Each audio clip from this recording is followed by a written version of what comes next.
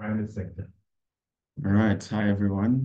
My name is Tino. I'm from the DSI Africa Coordinating Center, and welcome to room 3, the private sector room. We will have 2 presentations in this room, and you can feel free to introduce yourself in the chat. And if you have questions during the presentation as well, you can pop them in the chat. And then after each presentation, we can have a round of questions. So our first presentation be from Brain Inc., and that will be from Lillian Prince. Lillian, please go ahead. Hi, good morning, everyone. Thank you so much to the committee for this opportunity. I'll be very brief because actually I need to head off quickly to head to work. So I'm going to share my screen here.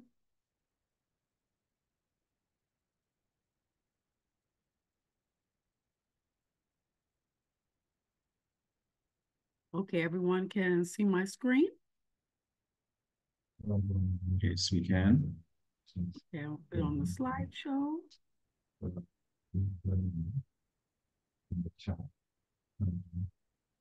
All right. Yes. So our slogan is brain, where will yours take you? But I decided to change this slightly to where will your data take us, as a result of hopefully some really great partnerships that will come forth from this networking exchange. So again, thank you to the committee for allowing me to present on behalf of Brain. As you see there, my name is Lillian Prince, and I am actually a researcher for the Department of Labor in the United States. But this is my nonprofit. We actually are a nonprofit. Brain is a nonprofit, and it was founded in 2015. So I'll take you to my next slide here. So Brain is a registered U.S. nonprofit youth pipeline program, and I organized it and founded it at my high school in Akron, Ohio, to try to increase minority representation, underrepresented minority representation, and expose students to the STEM and healthcare science fields, namely biostatistics, because it's often unheard of. And you may say, okay, how do we do that? So I do it through didactic instruction and service learning research projects that revolve around biostatistics and data science. And students learn SAS. They also learn other coding programs, and they also learn how to build databases. So what can Brain offer? So Brain can offer youth and energy. We know that the young people are full of energy. They have fresh insight. They have fresh ideas. And we know that Africa has no shortage at all of youth. And we're hoping to be able to partner with the endemic talent therein. And the service learning projects are the combination of our Brain curriculum. And we hope to be able to assist some researchers there with their research projects. Here at the bottom, this is the first cohort in Kenya. We went to Kisii, Kenya, and we worked on field vision screenings with Dr. Daniel Kiagi and his wife at their institute. So this was an example of how we were able to assist with research projects in the STEM, what the students were learning in the U.S. with a real world project in Africa.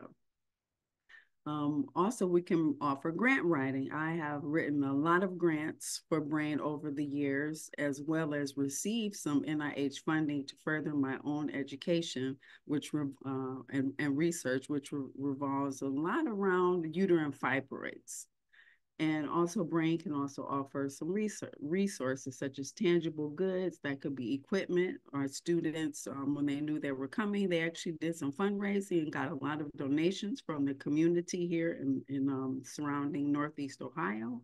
We can look for medical supplies. Sometimes companies will donate medical supplies, and then other donations. So what can Brain gain?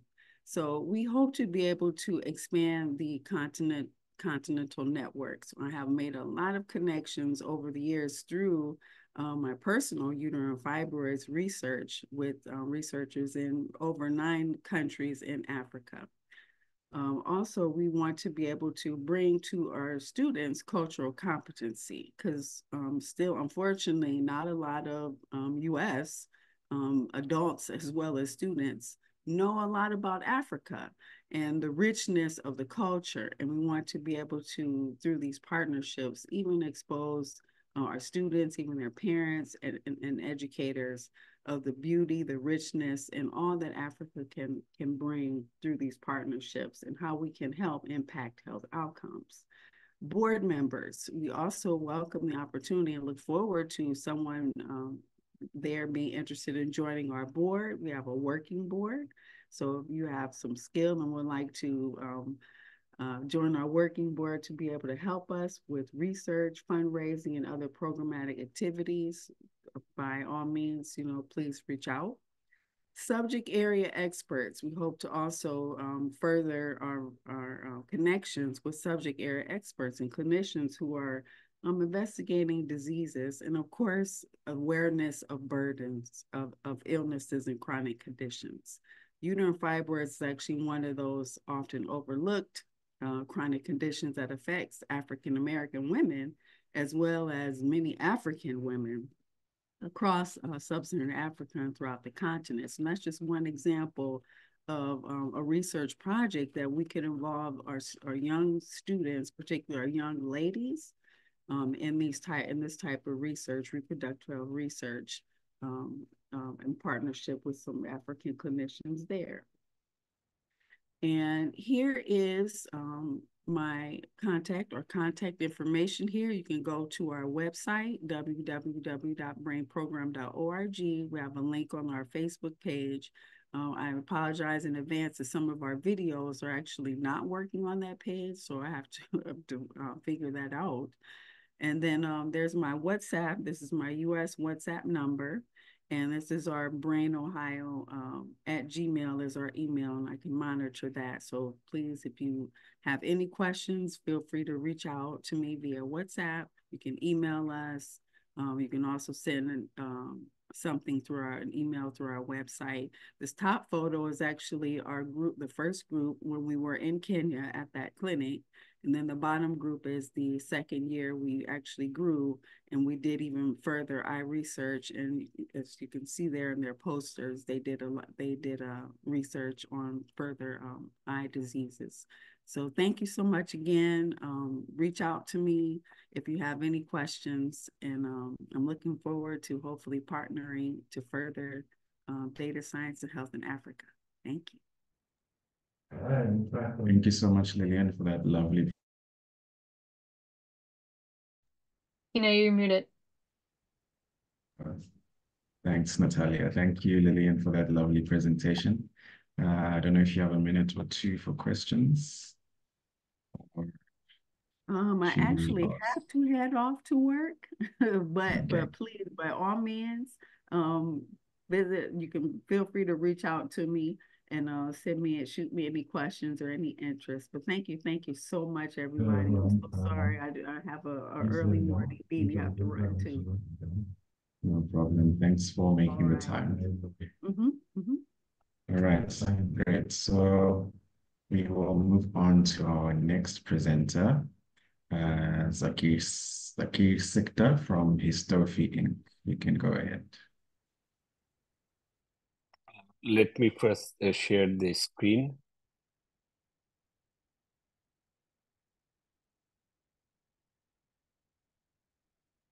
You can see my screen, right? Yes, you can. Okay. Hello, I'm Dr. Zakir Sikder. I'm based in Los Angeles, but I spent most of my life in Bangladesh, where I was born.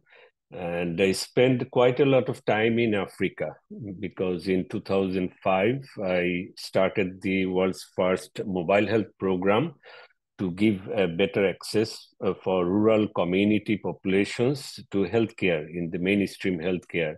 And that became viral. And as part of the expansion program, I visited Africa extensively during the 2010, 11, 12, up to 13. So it's my pleasure to meet you all. I'm going to present you on the data infrastructure, how we use data to benefit in our commercial programs. And I'll give you some highlights. But in one sentence, you can consider our company. It's based in Los Angeles, but we do not have any operation inside USA. Our operations are mostly focused on developing countries or low and middle income countries.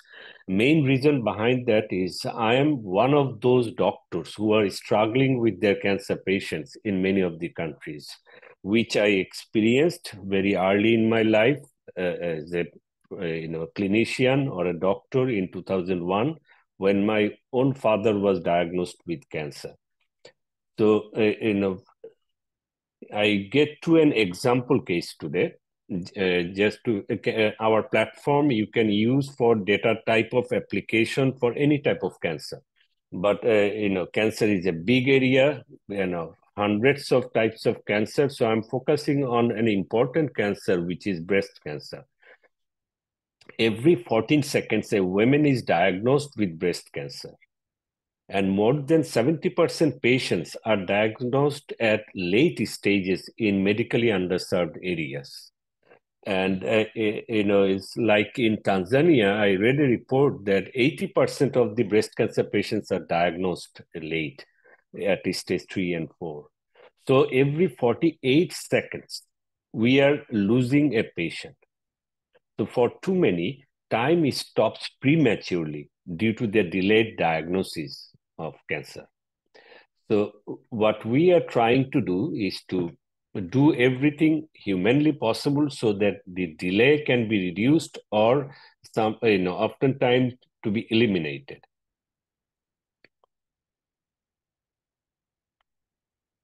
So what the solution we built, and it took us more than 4 years to research and develop, the proper tools, and still the development is undergoing. Based on the data-driven foundation, our platform is based on the data-driven foundation. Operationally, it's a connected and collaborative platform for cancer care providers to detect cancer early, improve diagnostic accuracy, and deliver personalized care. I'll give you some idea how we do that. So initially, our mobile app is going to filter the high-risk population. So it's a free application. It's not launched in the global marketplace yet. So when available, expected to be third quarter of this year, then anybody can use this from any location of the world to go through certain questions and answer so that we can identify the risk population. And once that is done, either the patient or their doctor can refer the patient to our platform where the doctor will have access to the data, which is a very privacy controlled mechanism. Because we are based in USA, we have to follow HIPAA privacy and protection policies. So everything is very much well controlled, well secured. And once the doctor have the patient on the platform, then for breast cancer patient, they may have mammogram or they may do mammogram. They can simply upload the mammogram, and our AI engine, which is US FDA cleared, that will analyze and evaluate the mammogram and provide report to the doctor or the radiologist for evaluation and report generation or clinical report generation. So as you saw in our first home slide picture, we don't allow AI to take full control. It's an handshake between human factor and the AI factor. So radiology is totally AI enabled. Then comes the pathology. So if there is I found many digital pathology scanners in Africa. So when you scan pathology slides, you upload it, and then you can use our AI-enabled clinical diagnostic apps.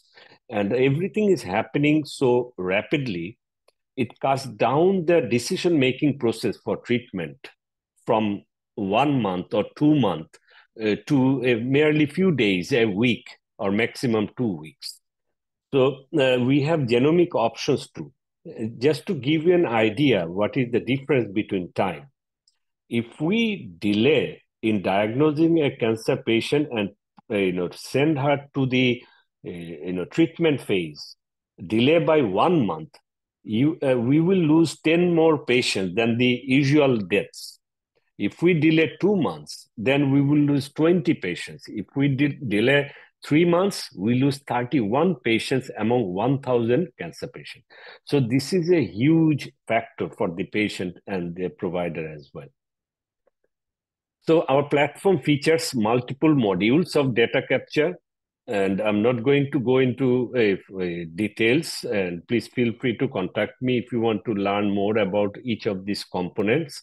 So every component is AI enabled, and the platform is universal. So anyone can, apply to us, create an, credential, and then utilize the platform for their patients.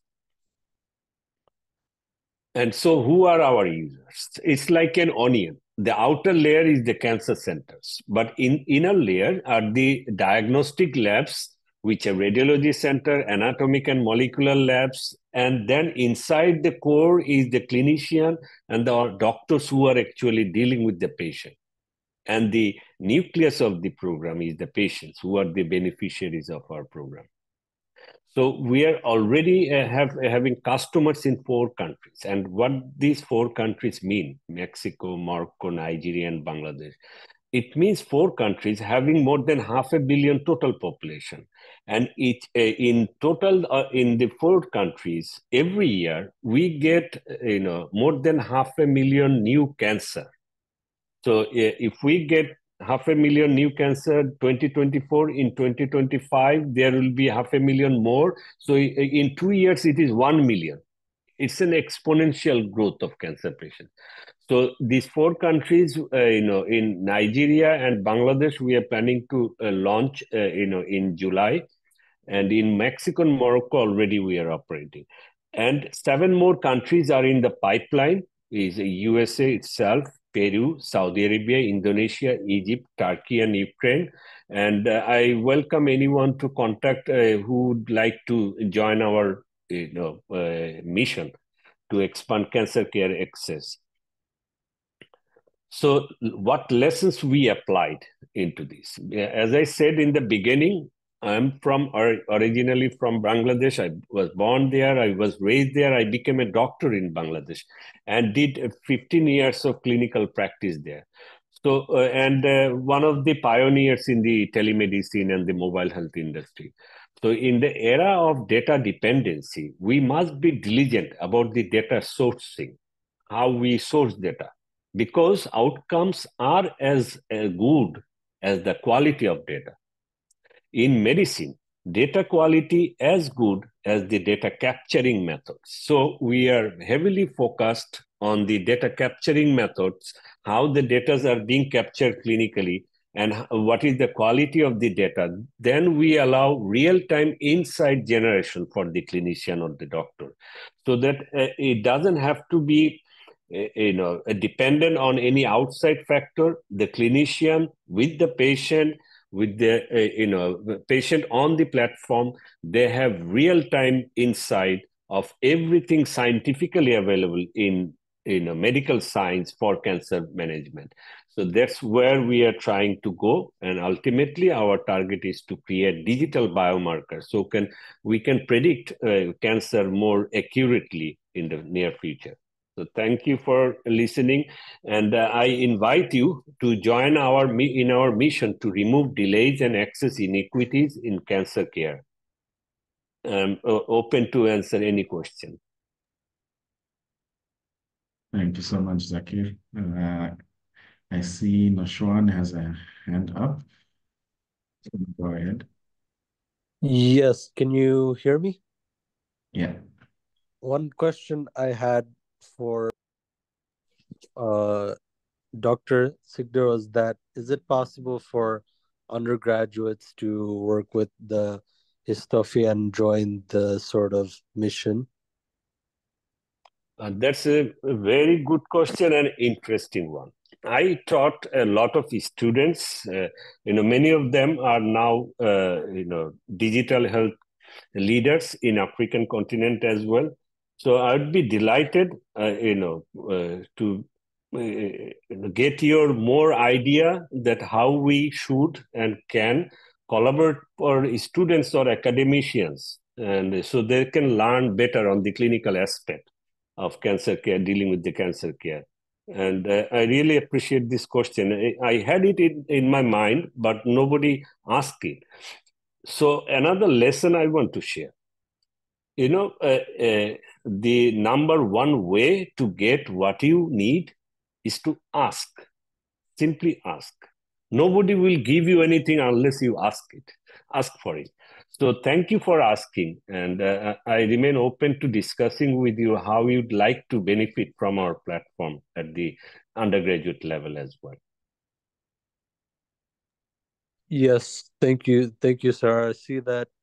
Yeah, I see your contact and also that you're from Bangladesh too. So thank you very much, and I'll reach back out to you. Okay, and may I ask where you are from? Yes, I am currently in Los Angeles studying at University of California, Riverside, but I am originally from Dhaka.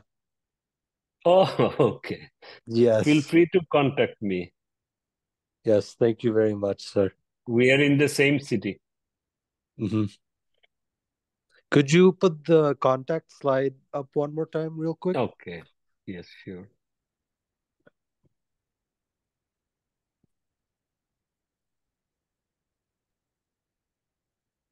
Okay. Any other Thank you very much. questions? Feel free to unmute or pop your question in the chat.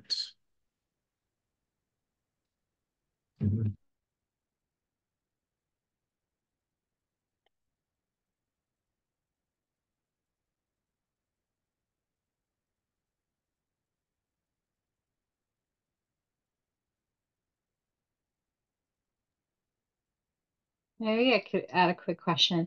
Hi, Sakir. Thank you for your presentation. At the end of the presentation, you mentioned clinical biomarkers. Do you mind Yes. expanding a little bit on that?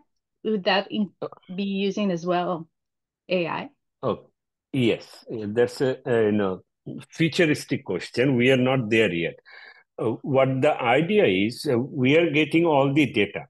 And let me tell you one important thing. When we receive data, either it is a CT scan or a breast mammogram scan, we do not, receive any patient identification. We have an application that removes any patient identification. By law, we have to follow this through in the USA.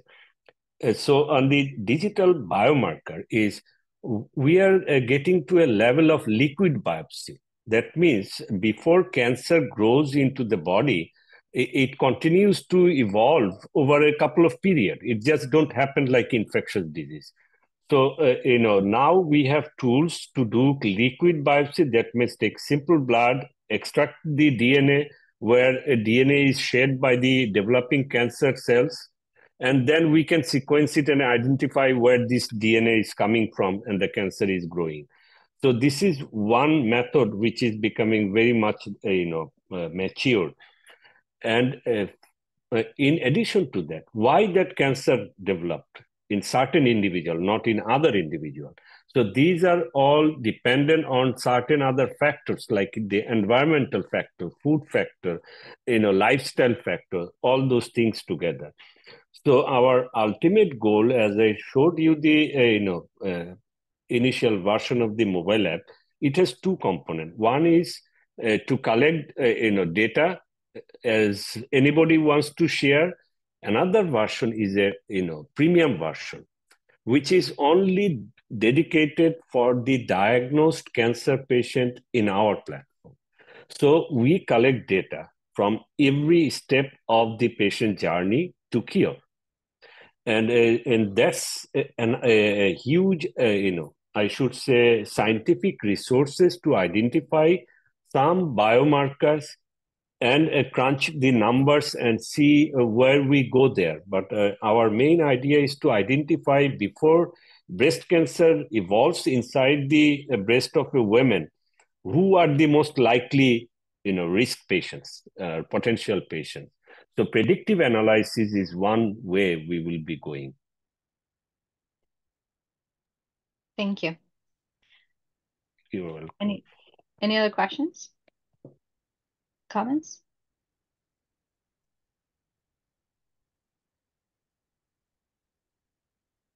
In that case, we can go to other breakout rooms, and please feel free to contact me. You have my contact addresses, and Mr.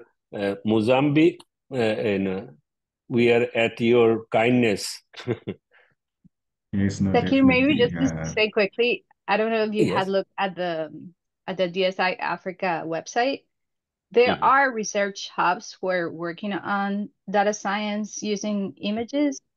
So I'm not sure if there's anybody here today, but I'm sure you could, find, questions to collaborate on, and they also have data and available. So if you're interested, I'm sure you could, reach out to their PIs and see if something comes Yeah, up. no, I'm interested. Thanks for pointing to that, aspect. I'm planning to travel to, North and West Africa and East Africa.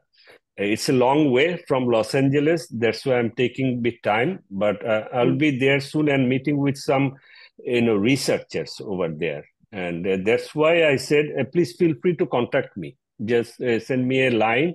I'm always reachable. I don't check my phone frequently, but I check my email more frequently than my phone. So I'm that's always great. reachable. And the Tino added the website, the DSI Africa website, that there's a description of all the hubs. Yes, You may I find some saw that. interesting ones there. Yeah. Thank you. Yes. No, thank you. All right, we have a hand up from Uduna. You can go ahead. Yeah, hi. Just adding on to the data accessibility. So we are starting a project in Lagos and Kampala in Uganda. It's a breast cancer study using point of care, so portable ultrasound devices. And the idea behind that is to see how well we could use deep learning methods to improve the ability to detect and segment breast cancer lesions on point of care. So this very handheld portable ultrasound systems.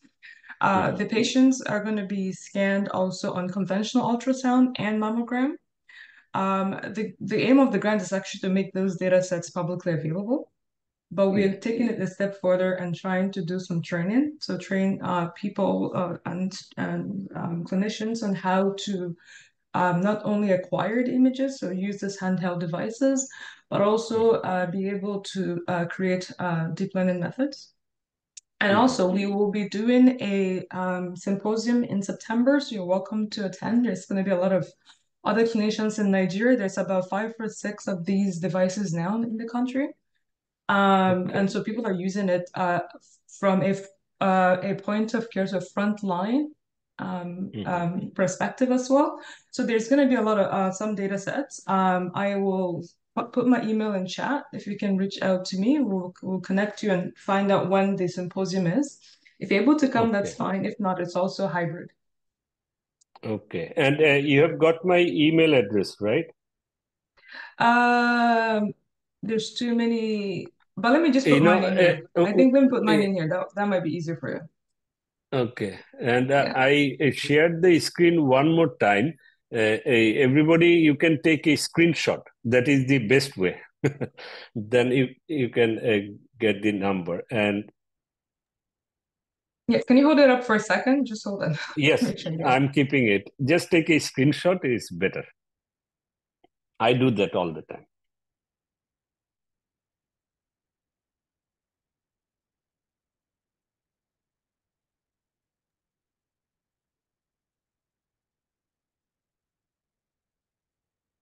And in Uganda project, I have one question. If you can answer, Udana, if I pronounce your name right, yeah, that's fine.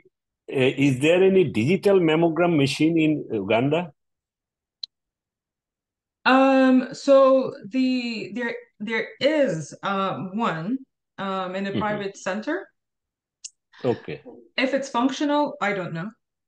Okay. Because I work a lot more in Nigeria, and we have collaborators in Uganda, and I think it is functional. But yeah, there is one. I don't know if I'll say digital, but there is a mammogram. Yeah.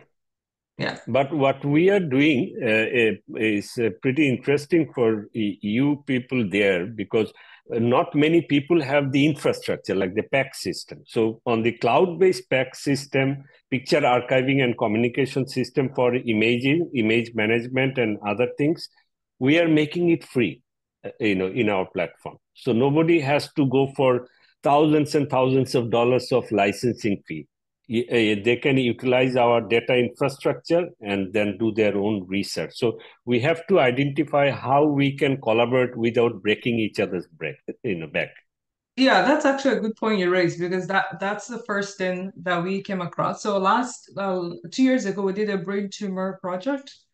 The idea again was to create this brain MRI data sets and make them openly available, which we've done. And from that process, we were able to understand the healthcare system. So first of all, I'm based in McGill University in Montreal, but I do work in many countries in Africa.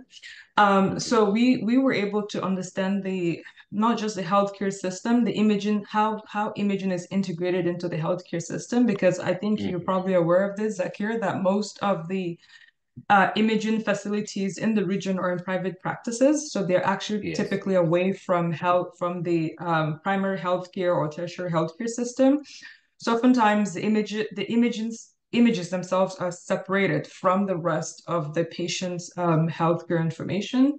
And so having a PACS picture archiving system is important, but also the other thing is having that picture archiving system integrated into the healthcare system, so you can get pathology data if you want to get pathology data matched. Sometimes they go to therapy somewhere else, so they go for radiation therapy at a different private practice. It's a nightmare. It's a nightmare. So what we're actually doing based on that project is we're also creating an open source PACS system that can be integrated into frontline primary care, tertiary hospital, private centers. Because one big thing about picture archiving system is that when you take it out of radiology, people that don't do radiology don't know how to use it. So we're trying to make it very user-friendly, that people that don't do radiology understand what it is and know how to integrate it. So I think we should probably sit down and talk about that, because that's a project we're also funded to do, and we're doing that right now, working on creating that open source, low footprint system. Yeah. And perfect. I got your email, and we'll be communicating. Thank you. You're welcome. All right, we have about 8 minutes left. If there are any other questions, feel free. Otherwise, we can go and join one of the other rooms. Thank you once again to all of our presenters and for everyone who engaged with the presenters. We look forward to collaborating with you all. Thank you, Mr. Muzambi. It was my pleasure. And thank you all for having your patience in listening to my talk. And please feel free to contact me regarding anything, any question. Have a good day. Thank you. Thank you.